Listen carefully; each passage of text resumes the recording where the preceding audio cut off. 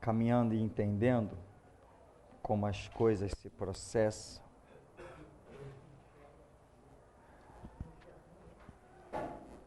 uma vez alguém falou assim: você gostaria, falaram para outra pessoa, você gostaria de voltar a enxergar? A pessoa falou: não, eu não gostaria de voltar a enxergar, não. Porque vocês que enxergam, vocês são tentados com muitas coisas. Eu não enxergo, então eu não sou tentado com nada. Isso não é realidade. Porque a tentação é algo que se processa dentro de nós e não fora. Se existe algum sentido na sua vida, ele te leva à tentação. Não simplesmente porque você não enxerga, vai deixar de ser tentado, ou porque você não ouve, ou porque você não sente cheiro. Não é nada disso. Os fatos que nos levam a ser tentados, eles existem todos dentro de nós. Já está tudo lá dentro de nós, pronto para ser acionado. Por exemplo, Eva, no paraíso, Deus foi e colocou lá o que nós chamamos de a árvore do conhecimento do bem e do mal. E cá entre nós, essa árvore, era só olhar para ela e ver que ela estava carregadinha de fruto, né? Não era uma árvore feia, não era uma árvore sem fruto, era uma senhora árvore. E diz que Eva, olhando para a árvore, viu que a árvore era boa para dar conhecimento. Ela sentiu alguma coisa. Então, foi a primeira vez que Eva olhou para aquela árvore? Não. Desde que Deus criou a árvore, né? As próprias palavras de Eva, não, de todas as árvores do jardim nós podemos pegar, mas a árvore que está no meio do jardim, naquela nós não podemos tocar, porque senão nós vamos morrer. Aí o diabo vem e entra: não, certamente não morrereis.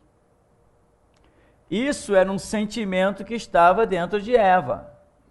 Também, o sentimento de que poderia morrer, ou que de repente, não, será que vamos morrer mesmo? Ela duvidou. Ela não agiu por fé na palavra de Deus que disse que morreria. E o diabo vem e diz assim: certamente não morrereis. De repente querendo fazer um jogo com o morrer natural para o morrer espiritual. Certamente não morrereis. Como que vocês vão morrer porque vai comer aquele fruto ali? Não vai morrer nada. Então você vê que é algo que o diabo está jogando e ele depende de ação de Eva e Adão, depende de atitude deles, depende de como eles vão aceitar, ou seja, processar dentro de si as informações. Para que eles processem as informações que o diabo está dando, é necessário que dentro deles exista a informação para processar aquilo que o diabo está colocando. Aquele jogo de palavras. E o diabo está jogando palavras contrárias a uma vontade de Deus, mas essas palavras já existiam dentro de Eva e de Adão, porque Deus já tinha dito para eles: não toquem nesta árvore.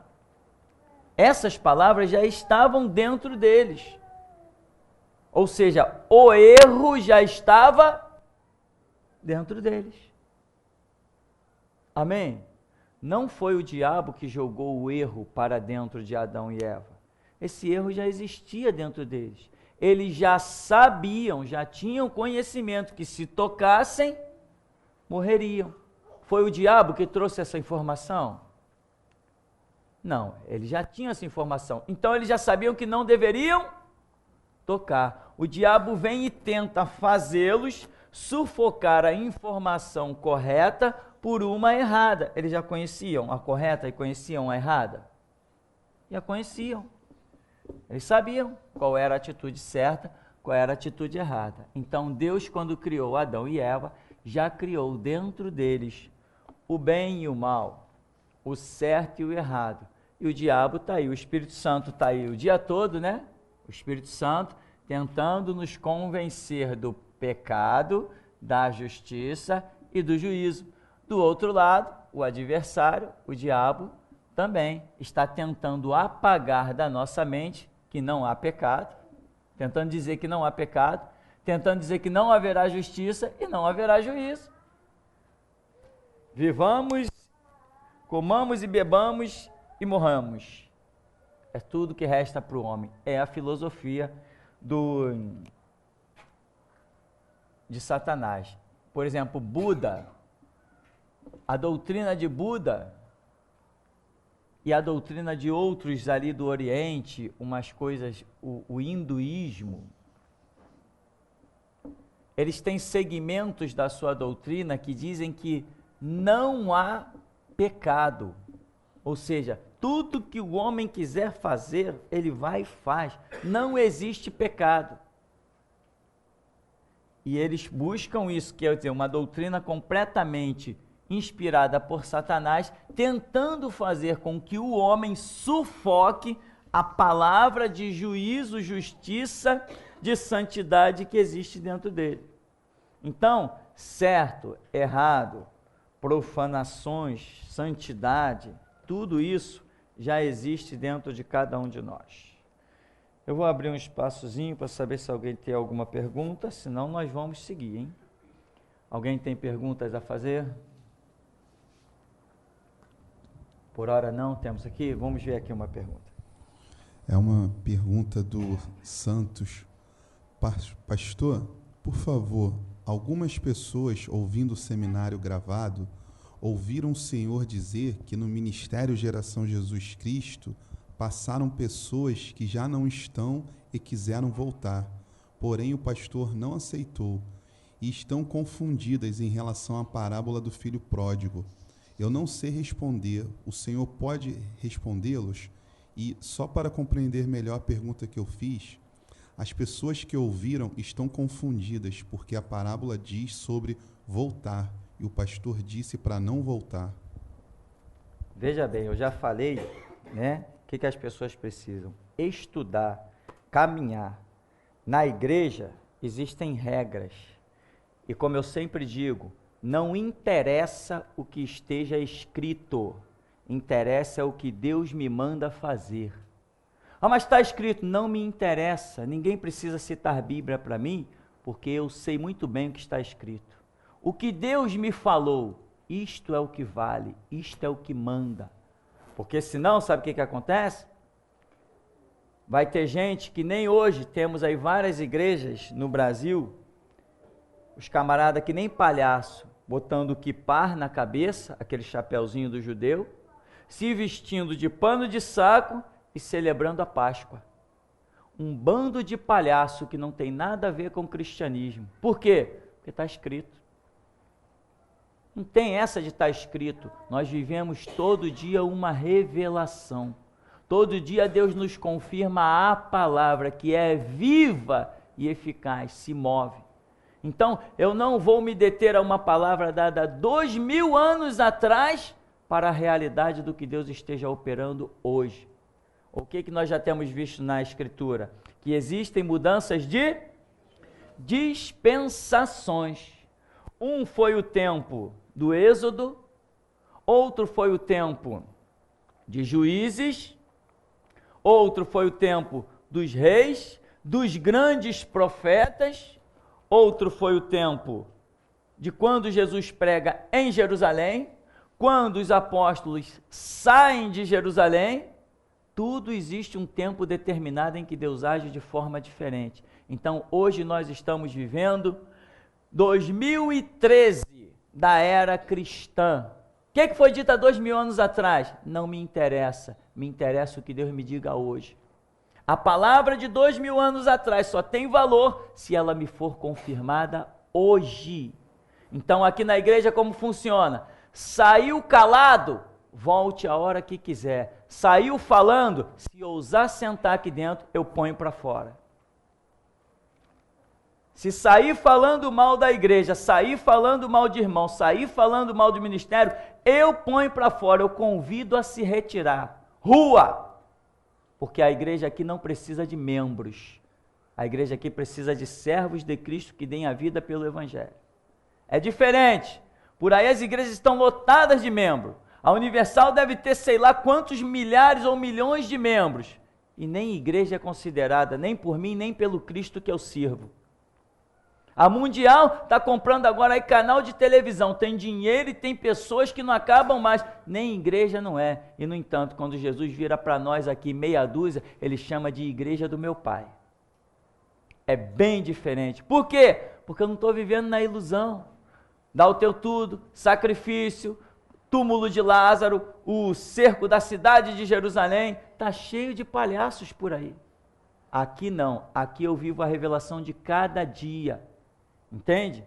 Cada momento tem que ser assim. Então, não interessa, né? Esse é o recado para quem ouve o nosso ministério de longe, para quem ouve de perto. Para mim, pastor Tupirani, não me interessa o que está escrito. Interessa o que o meu Deus me diz. E o que ele me disse? Que nós encerramos a era da evangelização, as misericórdias estão chegando no finalzinho, estão sendo extintas, acabando, nós entramos na era da restauração. E a era da restauração é o seguinte: o machado está posto na raiz da árvore. Toda árvore que não produz bom fruto é cortada e lançada no fogo. Esta é a dispensação que nós estamos vivendo. Então, se alguém quiser me dizer, mas está escrito, problema teu, segue você o que está escrito. Eu sigo a revelação que eu tenho recebido hoje do meu Deus que é vivo e eficaz. Então, este é o conceito e esta é a resposta para todos que nos ouvem no mundo afora. O que está escrito? Eu sei muito bem o que está escrito, ora se sei. 25 anos lendo Bíblia, meu irmão, como eu sei o que está escrito? Mas eu não estou preso numa palavra dada no passado. Na parábola que foi dada para Israel, na parábola que foi dada pelos reis de Israel, na parábola que foi dita para os apóstolos. Não, nós estamos há mais de 2000 anos depois e as coisas mudaram. O que eu sigo hoje? Eu sigo a Bíblia? Sim, mas acima da Bíblia, eu sigo o Deus que criou a Bíblia. E Ele pode me dizer coisas diferentes do que aqui estão. Aliás, que como eu tenho pregado, desde a época que implantamos restauração, que Deus implantou, eu tenho pregado o quê? Coisas bem diferentes do que todo mundo acreditava. Eu tenho pregado coisas que para os outros é loucura. Uma pessoa me parou na rua alguns anos atrás e disse assim, eu ouvi uma pregação sua na rádio. Eu falei, na 107,5? Mas você não pode dizer aquilo. Você não pode dizer aquilo, por isso, está escrito isso, e nós temos que amar aqui, amar ali, não sei o que lá, e quando a pessoa descascou a sua metralhadora por inteiro, eu falei assim, olha, você está dizendo que eu não posso falar isso. Existe alguém que me impeça de falar? Aí a pessoa ficou me olhando, assustada, e falei assim, enquanto não aparecer ninguém que me impeça de falar, eu vou continuar falando. Então essa é a realidade. Agora a pessoa diz, está escrito, amai-vos uns aos outros como eu vos tenho amado. Meu irmão, eu tenho pedido para Deus atravessar a espada no crânio de um monte de gente. Eu tenho pedido para Deus pesar a mão e humilhar um monte de sem vergonha que está por aí, fazendo uso da palavra de Deus. Eu tenho pedido para Deus jogar na sarjeta um bando de porcos que tem por aí, lançando mão da sua palavra. E Ele tem dado sinais que tem me ouvido. Amai-vos uns aos outros, ame quem quiser amar. Eu fui chamado para a justiça e para juízo. Cada um tem que andar no seu chamado. O meu é esse. O da geração Jesus Cristo é este. E muitos que não entenderam isso, dentro de poucos meses, vão querer se sentar nesses bancos e não vão conseguir. Muitos vão querer sentar nesse banco, muitos que estão dentro da igreja hoje, vão querer sentar no banco dentro de alguns meses e não vão conseguir. Deus vai retirá-los, Deus vai tirá-los do nosso meio. E eles não vão conseguir voltar. Como todo mundo sai com uma desculpa, né?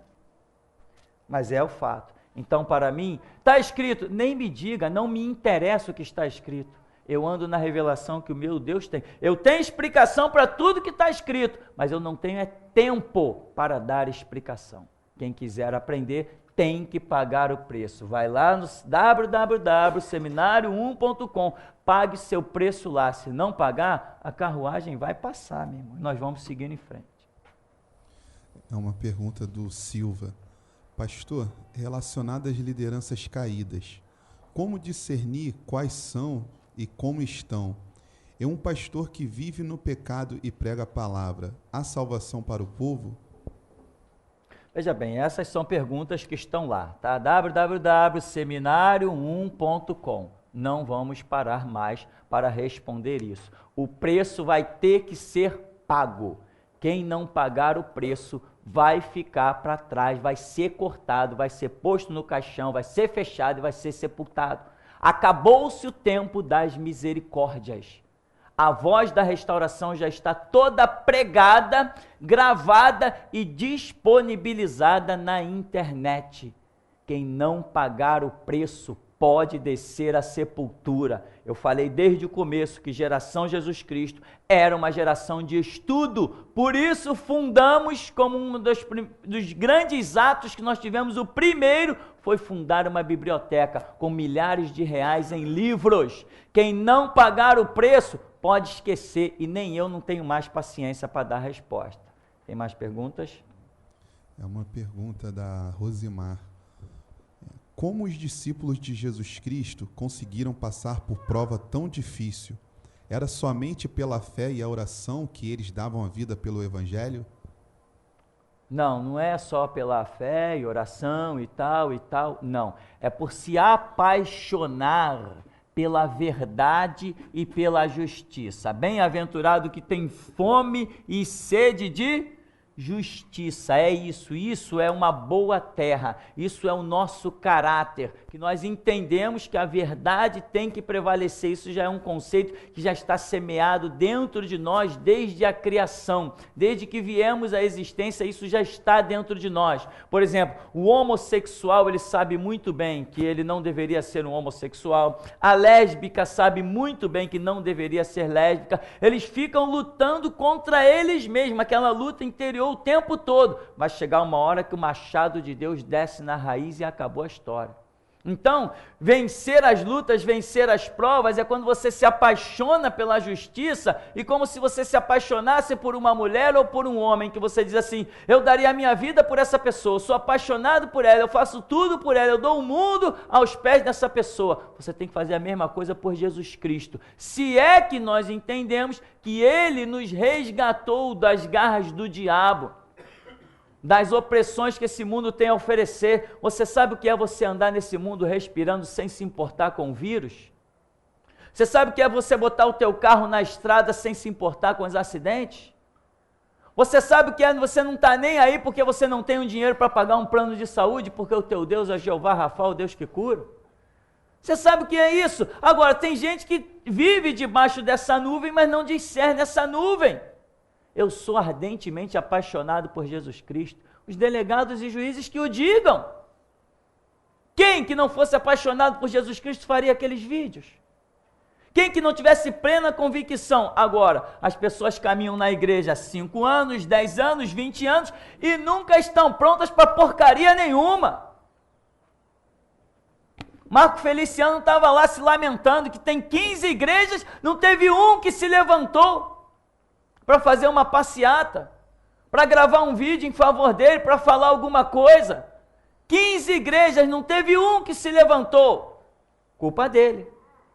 Culpa dele, culpa do seu Silas, culpa do seu Mike Murdock, os ladrões que vêm na igreja explorar o povo, vêm na televisão explorar o povo, é culpa deles. Agora ele está reclamando do quê? Que colha o que ele plantou. Eu não, eu vou colher coisas gloriosas, porque eu sei que tenho semeado a vida e a morte. Agora eles não, eles têm que colher o que eles semearam. Não é dinheiro, tudo que eles quiseram, que agora salve-se com o dinheiro deles, que eles exploraram o povo. Eu não, eu tenho Deus para me socorrer, para abrir celas, para abrir cadeias e algemas. Eles não têm. Eu tenho palavras para calar homossexual, lésbica, deputado, pai de santo, quem quer que... Eu tenho palavras para isso, porque foi isso que eu semeei, é disso que eu colho. Agora eles, vai lá, foge escondido dentro do carro, se protege, manda os homossexuais virem fazer tumulto aqui na porta da minha igreja, manda eles virem aqui. Aqui eles não querem vir. Por que que todo mundo é chamado para dar entrevista? Silas Malafaia toda hora é chamado para dar entrevista, o Marco Feliciano é chamado para dar entrevista, e eu que fui preso, que arrebento na internet, ninguém quer tocar no meu nome. Por quê? Porque eu tenho o que eles não têm. Eu tenho uma palavra que arrebenta com todo mundo. Então, meu irmão, eis a realidade. Geração Jesus Cristo é uma geração de estudo. E olha bem para o tempo da sua vida, aproveitando, né? Você tem 10 anos de igreja? Meu irmão, com 10 anos de igreja, eu já pregava Rio de Janeiro afora. Com 13 anos de igreja, Deus me deu o privilégio que pouquíssimos homens no planeta tiveram de fundar a igreja de Jesus Cristo. Chegar numa terra vazia, num chão limpo, e hoje pregar para o mundo inteiro. Mais de milhões de mensagens, milhões de mensagens nossas têm sido baixadas da internet. Milhões. Quando eu cheguei aqui não tinha ninguém. Cheguei aqui sozinho, não tinha ninguém. Então, meu irmão, olhe para o tempo da sua vida e vê se já não está na hora de alguma coisa acontecer. Vê se Deus não está na hora de transtornar pelo menos o teu vizinho com a tua presença. Pelo menos isso. Tem mais perguntas? Então, nós vamos seguir mais um pouquinho, depois se alguém tiver pergunta. Aqui diz assim, no verso 8: Destilai, ó céus, dessas alturas, e as nuvens chovam justiça. Abra-se a terra e produza a salvação, e juntamente com ela brote a justiça. Eu, o Senhor, as criei. Ai daquele que contende com o seu Criador, e não passa de um caco de barro, entre outros cacos. Acaso dirá o barro ao que lhe dá a forma: que fazes? Ou a tua obra não tem alça? Ai daquele que diz ao pai: porque geras? E à mulher: porque dás à luz? Assim diz o Senhor, o Santo de Israel, aquele que o formou. Quereis acaso saber as coisas futuras? Quereis dar ordens acerca de meus filhos e acerca das obras de minhas mãos? Eu fiz a terra e criei nela o homem. As minhas mãos estenderam os céus, e a todos os seus exércitos dei as minhas ordens. Eu, na minha justiça, suscitei a Ciro, e todos os seus caminhos endireitarei. Ele edificará a minha cidade e libertará os meus exilados, não por preço, nem por presente, diz o Senhor dos exércitos. Assim diz o Senhor: a riqueza do Egito e as mercadorias da Etiópia, e os sabeus, homens de grande estatura, passarão ao teu poder e serão teus, seguir-te-ão, irão em grilhões diante de ti, se prostrarão e te farão as súplicas, dizendo: só contigo está Deus, e não há outro que seja Deus. Verdadeiramente tu és Deus misterioso, ó Deus de Israel, ó Salvador. Envergonhar-se-ão e serão confundidos todos eles, cairão a uma em ignomínia os que fabricam ídolos. Israel, porém, será salvo pelo Senhor com salvação eterna. Não sereis envergonhados nem confundidos em toda a eternidade, porque assim diz o Senhor que criou os céus, o Deus que formou a terra, que a fez e a estabeleceu, que não a criou para ser um caos, mas para ser habitada. Eu sou o Senhor e não há outro. Que texto tremendo das narrativas de Deus. Tudo isso para dizer: Ciro, eu te chamei. Acabou. Eu sou esse aí que você não conhece. Eu sou esse aí que você não conhece. Eu estou me apresentando. Deus está se apresentando dessa maneira tão tremenda para dizer a Ciro assim: sou eu que te chamei. As conquistas que você já teve, eu que te dei, e as mais que você terá, eu estou te dando. E o meu povo, você vai libertar, sem tirar deles nada, nem um alfinete, nem por dinheiro, nem por preço. Deus está mostrando a sua soberania. Aí ele diz, eu formo a luz, eu crio as trevas. Eu formo a paz, eu crio o mal. Eu, o Senhor, faço todas as coisas. Luz, trevas, paz e mal. Ah, é? Luz, trevas, paz e mal? Tudo isso procede de Deus? Aí vem os palhaços e dizem assim, não, Jesus disse amai, né? Nós temos que amar o nosso próximo. Nós temos que ter misericórdia, meu irmão. Se Deus te mandou ter misericórdia, vai e tenha. Deus te mandou amar o que está te jogando pedra no teu telhado, ame ele. Mas não venha pedir que outros façam a mesma coisa. Porque Deus não é só amor. Deus não tira só da sepultura, Ele joga lá também. Deus não tem só misericórdia, Ele tem juízo também. Deus não tem só cajado, Ele tem espada também. Deus não tem só a vida, Ele tem a morte também. Amém, irmãos? Então, isto é restauração. Se a igreja tivesse orado para que Deus matasse os seus adversários ao longo da história, hoje talvez a realidade fosse outra. Eu conheci poucas pessoas com coragem de fazer isso. Existia uma igreja numa rua e do outro lado da igreja, em frente à igreja, existia uma casa de um ímpio lá. E todo dia de culto, quando ia, eu conheci isso em duas casas eu conhecia a mesma história, bairros bem diferentes. Todo dia de culto, a infeliz da mulher botava lá uma caixa de som virada na direção da igreja e aumentava o volume todinho do som. Um dia o pastor falou assim, para, hoje não vamos ter culto não. Vira todo mundo a mão para lá. Deus, nós entregamos essa mulher nas tuas mãos. No dia seguinte, quando os irmãos vieram chegando para a igreja, um movimento, sirene, ambulância, não sei o que, quando saiu no caixão, saiu a mulher. Saiu lá enrolada numa maca, num lençol branco, saiu a mulher carregada. Acabou, vão agora fazer culto. Nunca mais teve ninguém para perturbar. Agora, a igreja acha que tem que exercer misericórdia. Exercer misericórdia, quando Deus já passou dos limites da misericórdia e está querendo exercer juízo, mas a igreja não enxerga o juízo, só enxerga a misericórdia, só misericórdia. Aí um dia cai no inferno e vai dizer assim, caramba, eu pensei que tudo era misericórdia. Tem que viver a realidade, irmão. Então, está escrito, cada um cuide da sua vida do que está escrito, eu faço o que o meu Deus me manda. Quando ele me aponta, está vendo que está escrito, faz daquele jeito? É daquele jeito. Quando ele diz, esquece o que está escrito, faz o que eu te mando, faz o que eu te mando. Deus é misericordioso, mas uma turma de rebeldes que passaram por aqui, Deus falou, se eles sentarem, põe para fora. Se ousarem entrar aqui, põe para fora. E estão mendigando. Como um faminto que mendiga o pão, eles estão mendigando congregar na geração Jesus Cristo. Aqui não senta, nem eles, nem a descendência deles,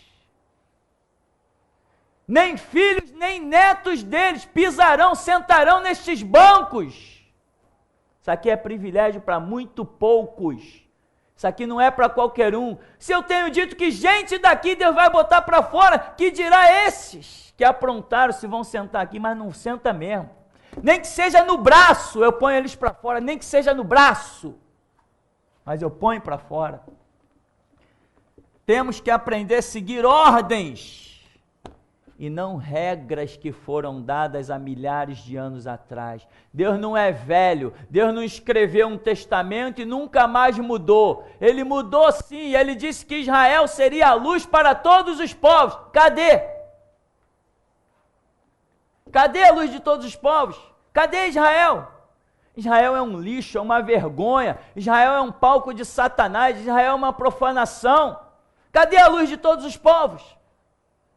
No milênio, quando Israel resplandecer um pouquinho, vai resplandecer porque eu serei professor deles. Eu e você, a igreja, nós vamos dar aula para eles testemunhar alguma coisa, mas eles não serão sacerdotes acima de nós. Eis a realidade. Então, meu irmão, cuidado com o que está escrito, porque o que está escrito pode te matar. Toma muito cuidado. Ande na revelação. Nós cristãos, nós andamos na revelação. Está escrito que eu tenho que ir lá dizer para alguém que ele vai morrer? Aonde que está escrito? Quantos já disseram aí, por aí afora? Deus já mandou bater em portas, já levou dentro de igreja pessoas para dizer assim, ó, tu vai baixar a sepultura. Quantos? E o tempo está se esgotando. Virá uma dispensação violenta nesse lugar, que até os soldados deste lugar vão se surpreender com ela. Até os soldados, fardados e preparados, vão ficar surpresos com o movimento que esse ministério vai fazer. Até quem está preparado. E imagine quem não está preparado. Vai se escandalizar, pegar a sua biblinha e seguir embora. E quando estiver saindo, eu diria assim, ei, tchau. Temos perguntas? Não? Alguém aqui tem pergunta? Pirani, só para complementar aí, se Moisés, Davi, Saul foram punidos, né, por Deus, como é que tem a misericórdia, né? A pessoa realmente... Ora, Deus disse para Davi, Davi é um homem segundo o meu coração. Deixou de descer o chicote na vida de Davi? Aquela palavra, a espada nunca mais se apartará da tua casa. O homem teve que ver um filho estuprando a própria filha, a irmã, depois teve que ver dos seus filhos, um assassinando o outro, horrores em cima de horrores. Quando Davi pensa que vai construir o templo, Deus diz assim, você, de jeito nenhum, tu é sanguinário, eu te reprovei, você não vai construir templo. Deixa tudo preparado para o teu filho construir, mas essa glória você não terá. Cá entre nós. A glória que Davi não teve, eu tenho. Eu estou edificando um templo ao Senhor, que será um farol violento para toda a nação e para todo mundo. Deste lugar sairão palavras que as pessoas não vão acreditar. Aleluia, Deus.